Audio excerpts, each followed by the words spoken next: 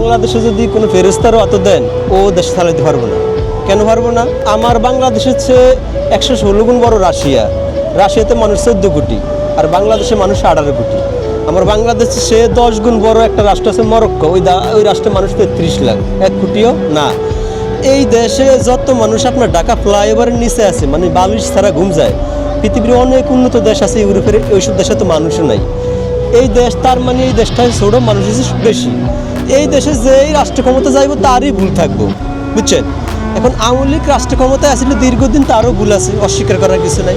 তবে কিছু কাজ করছে যেটা মানুষের জনজীবন উপকার হয়েছে। যেমন একটা মেট্রো রেল করছে না, এই মেট্রো রেলে সরে এখন মানুষ কী কয়, আরে আমি ইউরোপে আইছি, কি উন্নত জীবন, খুব ভালো লাগে। আবার একটা পদ্মা সেতু করছে, আগে মানুষ অ্যাম্বুলেন্স নিয়ে দাঁড়ায় থাকতো ওই পাশে, ফেরির অফার, এখন দৌড়ে আয়া পরে উপকৃত হয়েছে না মানুষ। ওরা যে ঘরে ঘরে বিদ্যুৎ দিয়ে, সেটা দিয়ে তো মানুষ উপকৃত হয়েছে। এখন কিছুর দিক আছে সত্যি ভালো, যেটা আর প্রশংসা করাই লাগে, ও আসলে প্রশংসার দাবিদার। কারণ আওয়ামী লীগের নামে ধরেন একটা বদনাম মানুষরা ওটা যে আওয়ামী লীগ মানে শেখ হাসিনা সরকার ভারতের প্রতি বেশি আসক্ত বা বেশি ভালো সম্পর্ক ভারতের সাথে। এখন বিশেষ করে ভাই, এই পৃথিবীতে তৃতীয় বিশ্বযুদ্ধ বাঁচতে বেশি সময় লাগবে না, সর্বোচ্চ 5 বছর। কারণ ওয়ার্ল্ডে যে সমস্ত রাষ্ট্রে পারমাণবিক অস্ত্র আছে, প্রত্যেকটা দেশের প্রধানমন্ত্রী মাথা গরম, যে কোনো সময় ওয়ার্ল্ডে তৃতীয় বিশ্বযুদ্ধ হইব। আর তৃতীয় বিশ্বযুদ্ধ হইলে প্রত্যেকটা দেশই পারমাণবিক অস্ত্র ব্যবহার করবো।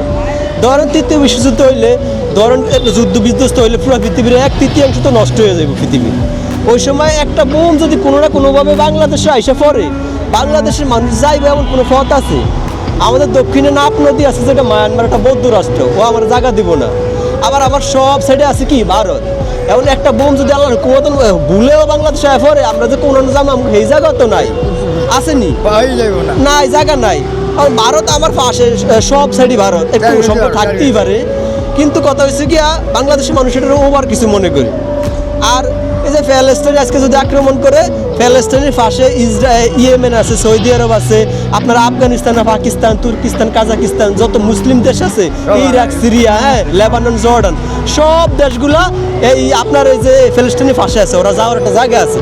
কিন্তু বাংলাদেশের মানুষ ও একটা বোম ফেলে যে যাইবো, এমন জায়গা আল্লাহর হুকুম নাই, কই যাইব? ভারত যদি তার সীমানা বন্ধ করে যাওয়ার কোনো জায়গা আছে? আর বিশ্বযুদ্ধ হইবটা তো একদমই হাসা। তো এই পার্শ্ববর্তী দেশের সাথে সম্পর্ক ভালো থাকতেই পারে, এটা অস্বাভাবিক কিছু না। এখন আমরা কি সম্পর্ক পাকিস্তানের লয় করুন? কারণ আমরা কোন কি পাকিস্তান আমাকে ভাই, তো ভাই হইলে 71 সালে আমাকে ভাই আসিল না? এরা কম মানুষ মারছে এই দেশ, তাহলে এটা কোন ধরনের ভাই? আমাদের যে এরা ওপেন গুলি করে মারতে পারে, এরা আমার ভাই হয় কেমনি? পাকিস্তানের ইতিহাসে এমন কোনো রেকর্ড নাই যে একজন বৌদ্ধ একজন ইহুদি মারছে।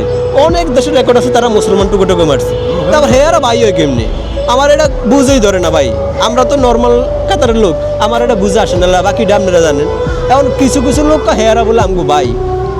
এখন রাজনীতিতে ভুল নাই কার, ভুল নাই কার? বাংলাদেশের যে যুদ্ধ হয়েছে, এই যুদ্ধে জামাত ইসলামের ভুল আছে না?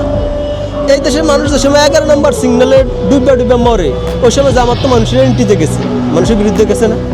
অথচ এরা হাদিস কোরআন সব জানে যে দেশের প্রয়োজনে মরলে সোয়াব। অথচ তারা কি এই বাংলাদেশের মানুষের ওভার করিয়া কোনো বিশেষ স্বার্থে পাকিস্তানের পক্ষ গেছে, তো তাকে বিশাল বড় একটা ভুল আছে না?